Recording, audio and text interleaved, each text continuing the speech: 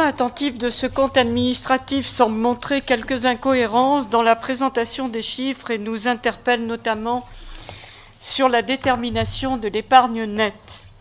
Pour nous, l'épargne nette, c'est la différence entre les recettes et dépenses réelles de fonctionnement minorées du remboursement du capital de la dette et des dotations aux amortissements et provisions et majorées des travaux effectués en régie. C'est vraiment ce qu'il reste pour réaliser sur fonds propres de nouveaux investissements. Les dotations aux amortissements et provisions sont en effet destinées à assurer le renouvellement des biens que nous possédons déjà. Si nous regardons la présentation M14 qui a été communiquée aux conseillers de la commission ressources, nous arrivons à une épargne nette de moins 0,50 millions d'euros, car au chapitre 16 de la section dépenses d'investissement, nous lisons 27 442 millions d'euros de mandats émis au titre des emprunts. Si nous regardons la présentation qui a été communiquée aux mêmes conseillers et que l'on peut tous voir sur l'espace élu, nous arrivons à plus 4 21 millions d'euros, car nous n'avons que 22 72 euros de capital à rembourser. Mais vous nous annoncez plus 5,15 millions d'euros d'épargne nette. Mais page 29 de ce même document, on nous parle d'une épargne brute de 25 millions,22 à laquelle il faut déduire les 22 millions,72 de remboursement en capital, ce qui nous donne cette fois une épargne nette de 2,5 millions d'euros. Alors que nous avons intégré les charges et produits exceptionnels, ce qui correspond selon nous à la définition de l'autofinancement net. Nous avons bien noté qu'il fallait déduire le remboursement de la dette récupérable en capital et en intérêt et qui se monte à 3,04 millions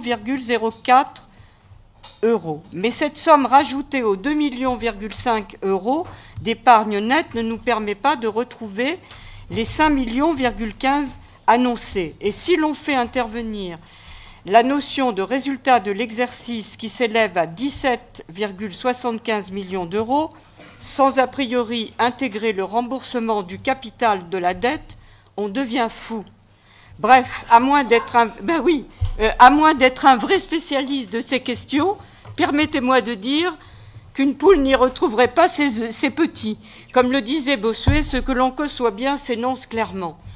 Il peut y avoir et il y a des explications à ces différences et nous savons que c'est aujourd'hui particulièrement complexe avec les retraitements liés à la métropole. Les écritures d'ordre, les restes à réaliser et autres excédents ou charges rattachées, mais nous savons aussi, et tout comptable vous le dira, que l'on peut toujours arranger un bilan. Bien sûr, nous ne pensons pas que cela soit votre but, mais quelques explications seraient les bienvenues, car à force de faire confiance à nos logiciels, à nos tableurs et à nos copier-coller, on finit par trouver des choses étranges.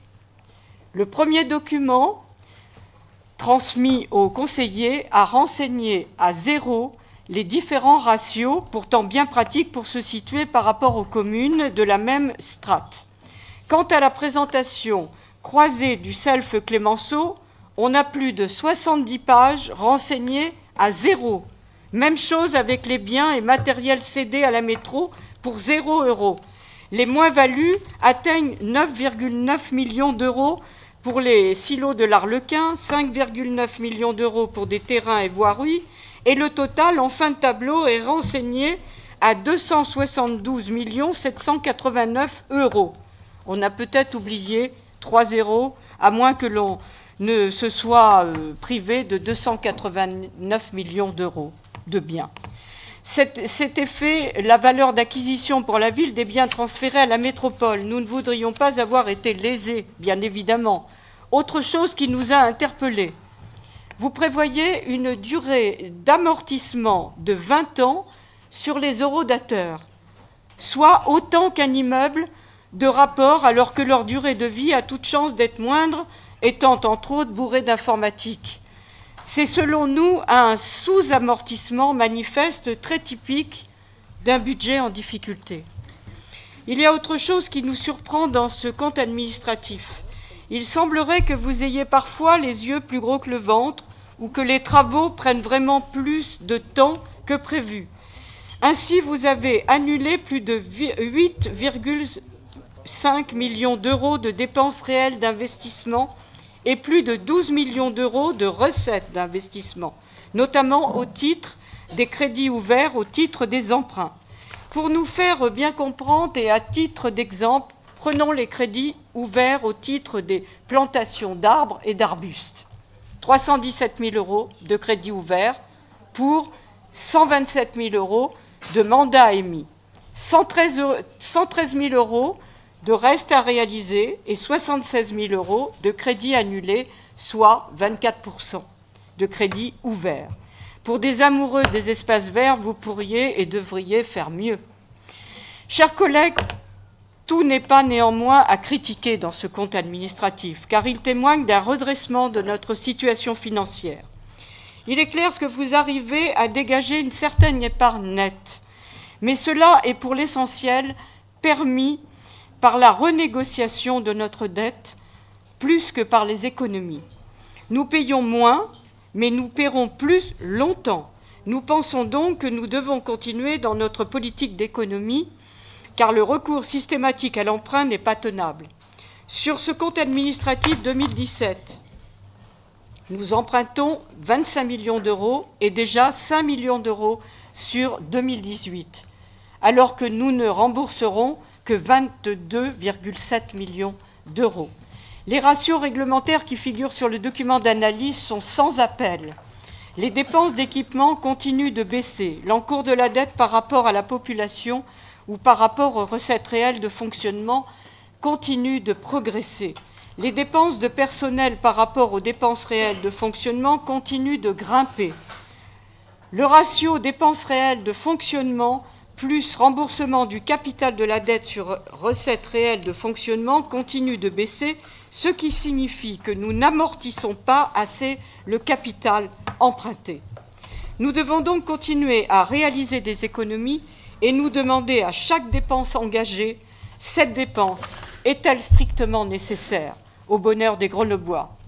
Devons-nous préférer la sécurité à la salubrité de la ville ou financer des spectacles d'avant-garde souvent confidentiels? Devons-nous préférer les performances de nos clubs sportifs professionnels aux performances scolaires de nos enfants?